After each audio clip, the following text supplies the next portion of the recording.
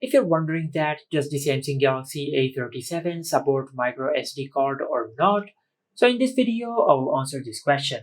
Now to do that, just grab the SIM card ejection tool which comes with your smartphone in the box, or you can use any other SIM card ejection tool.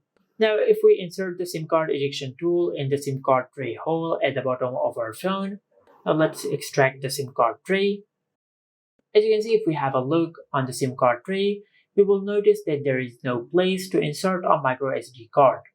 We only have the option to insert two nano SIM cards in the SIM card tray, which means that the Galaxy A37 does not support a microSD card.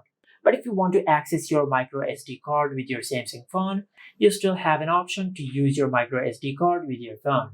But for that, you will need a USB Type-C to a microSD card connector. Just connect the USB Type-C end to your phone, then insert your microSD card into the SD card slot over here.